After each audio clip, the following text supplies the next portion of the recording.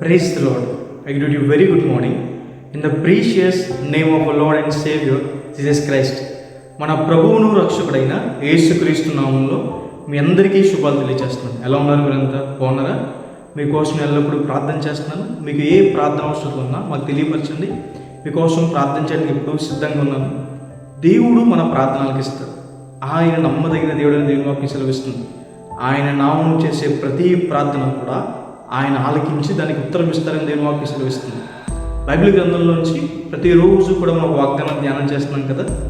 ఈరోజు కూడా ఒక వాగ్దానం ధ్యానం చేద్దాం. చూడండి, బైబిల్ చూసిన వారంతా ఓపెన్ చేయండి. కీర్తనల గ్రంథము 23వ అధ్యాయము 3వ వచనం. నా ప్రాణమునకు ఆయన సేద తీర్చుచున్నాడు. హల్లెలూయా.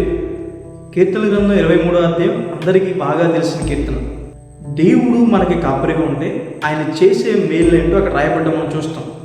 ఆయన మనకి కాపరిగా ఉన్నప్పుడు ఏ మేలు కూడా కొదువై ఉండదని, ఆయన మనకి కాపరిగా ఉన్నప్పుడు సమృద్ధి గల ప్రాంతాల్లో దేవుడు మనల్ని నడిపిస్తాడని, సమాధానం దేవుడు మనకు అనుగ్రహిస్తాడని, ఆయన మనకు తోడై ఉంటాడు అని, ఆయన మనల్ని అభిషేకిస్తాడని, శత్రువుల ముందు మన తల ఎత్తుతాడని, నా ప్రాణంలోకి ఆయన సెద తీరుస్తాడని అనేక ఆశీర్వాదాలు మనం చూస్తాం.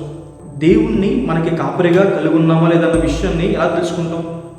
క్రీస్తు ప్రభు చెప్పిన మాట, నేను గొర్రెలకు మంచి కాపరిని, నా గొర్రెలు నా స్వరం విని నన్ను వెంబడిస్తాయి. దేవుణ్ణి మనం కాపరిగా చేసుకున్నామా లేదన్న విషయం ఎలా తెలుస్తుందంటే, మనం ఆయన స్వరం విని, అంటే ఆయన మాట విని వెంబడించడం, దాని ప్రకారం మనం జీవిస్తే దేవుణ్ణి మనం కాపరిగా కలిగి ఉన్నట్టే. అప్పుడు మనకి ఏ కొదవ ఉండదు, సమృద్ధి ఉంటుంది, సమాధానం ఉంటుంది, ఆయన తోడు మనకు ఉంటుంది, శత్రువుల ముందు దేవుడు మన తల ఎత్తుతాడు, ఆయన మన ప్రాణములకు సేద తీరుస్తాడని. సేద తీర్చడం అంటే అర్థం ఏంటంటే రిఫ్రెష్ చేయడం. మండుట ఎండలో మనం నడుస్తున్నప్పుడు ఎవరైనా చల్లటి మంచినీళ్ళు ఇచ్చారనుకోండి, మన ప్రాణం ఎంత హాయిగా ఉంటుంది, అంతలా మనం రిఫ్రెష్ అవుతాం. అలాగే దేవుడు కూడా తన వాక్యం ద్వారా, తన క్రియల ద్వారా మన ప్రాణానికి సేద తీరుస్తాడని. ఎందుకు మన ప్రాణం సేద తీర్చబడాలి? బైబిల్లో రాయబడింది, నా ప్రాణం ఇరుకున పడిపోయింది ప్రభు అని. ఒకవేళ మీలో ఎవరైనా ఇరుక్కున పడిపోయిన అనుభవంలో ఉంటే, ఎటు వెళ్ళాలో తెలియట్లేదండి, ఏం చేయాలో అర్థం కావట్లేదు, ఇరుకుల్లో ఉన్నాను, ఇరుక్కుపోయిన ఒక సమస్యలో, కష్టంలో ఇరుక్కుపోయాను, బయటికి రాలేకపోతున్నాను, అసలు ఏమీ తోచట్లేదు, జీవితమే అర్థం కావట్లేదు, అలాంటి పరిస్థితిలో ఉంటే దేవుని వాక్యం సెలవిస్తుంది, దేవుడు మిమ్మల్ని విశాలపరిచి మీ ప్రాణానికి సేద తీరుస్తాడని. ఇశ్రాయేలు ప్రజలు ఐగుప్తు దేశంలో బానిసలుగా బ్రతికారు, ఇరుకున బ్రతికారు, చాలా కష్టంలో, శ్రమలో బ్రతికారు. అలాంటి సందర్భంలో ఇశ్రాయేలు ప్రజలు ప్రార్థన చేయగా దేవుడు వారి ప్రార్థన విన్నాడు. వారి కొరకు ఆయనే దిగొచ్చి వారిని విశాలమైన మంచి దేశానికి దేవుడు నడిపించాడు. ఈరోజు మీరు ఎటువంటి ఇరుకుల్లో ఉన్నా దేవుడు మిమ్మల్ని విశాలపరిచి మిమ్మల్ని సేద తీరుస్తాడని. రెండవదిగా, నా ప్రాణము తీయాలని కొంతమంది కపటోపాయం చేస్తున్నారు ప్రభా, అందుకని నా ప్రాణం సేద తీర్చబడాలని. ఒకవేళ మీరు ఎవరినైతే నమ్మారో, మీరు ఎవరినైతే ఎక్కువగా ప్రేమించారో వారే మిమ్మల్ని తక్కువగా చేసి మాట్లాడుతున్నారు, వారే మీకోసం సమాజంలో చెడ్డగా చెప్తున్నారు, మీ ద్వారా మేలు పొందిన వారే మీ ద్వారా మేలంతా అనుభవించి మిమ్మల్ని మోసం చేస్తున్నారు, మిమ్మల్ని పడేయాలని చూస్తున్నారు. దేవుడు వాక్యం సెలవిస్తుంది, దేవుడు వారు వేసే ప్రతి కపటోపాయం నుండి దేవుడు మిమ్మల్ని తప్పిస్తాడని, దేవుడు మిమ్మల్ని హెచ్చిస్తాడని. దానియేలు గారిని 3 వ్యక్తులు తీసుకెళ్లి సింహబోన్లో వేశారు. అయితే దేవుడు దానియేలు గారిని సింహాల్లో మోహించి దానియేలు గారిని తప్పిస్తారు. అయితే ఏ ముగ్గురైతే దానియేలు గారు సింహబోన్లో వెళ్ళడానికి కారణమయ్యారో వారి ముగ్గురిని దేవుడు సింహబోన్లో వేయించాడు. వారు ఇంకా నేలను తాకకముందే బోన్లో సింహాలు వారిని పట్టుకుని వారి ఎముకలు కూడా పొడి చేసేది దేవుని వాక్యం సెలవిస్తుంది.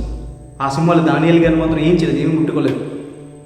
ఈరోజు మీకు వ్యతిరేకంగా ఎవరైతే గోతులు తవ్వుతున్నారో వారే గోతులో పడతారు, కానీ దేవుడు మిమ్మల్ని ప్రతి గోటును తప్పించి మీ ప్రాణాన్ని సేద తీరుస్తాడని. ఒకటి ఈ వాగ్దానం విశ్వసించండి, మీ ప్రాణానికి, ఇరుకును పడిన మీ ప్రాణానికి, కృంగిపోతున్న మీ ప్రాణానికి, కపటోపాయం గురవుతున్న మీ ప్రాణాన్ని దేవుడు సేద తీరుస్తాడు అని. హల్లెలూయా.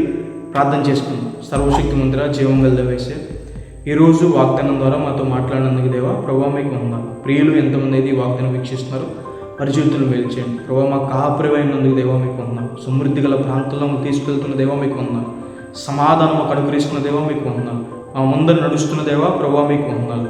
ప్రభావ మాకు గాఢాంధకార లోయల్లో ప్రభావ మాకు తోడై ఉన్నందుకు దేవా మీకు వందనాలు.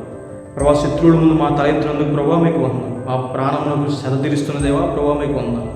ఇరుకును పడిన వారికి ప్రభు, ఎవరైతే కష్టాలు శ్రమలు ఇరుకుల్లో ఉన్నారో ప్రభు, ఎటు ఏం చేయాలో తోచని పరిస్థితుల్లో ఉన్నారు ప్రభు, వారి జీవితంలో వేయించి ఇరుకుల నుంచి బయటికి తీసుకురండి. ప్రభా యేసయ్య కపటోపాయం నుండి వాళ్ళు తప్పించండి.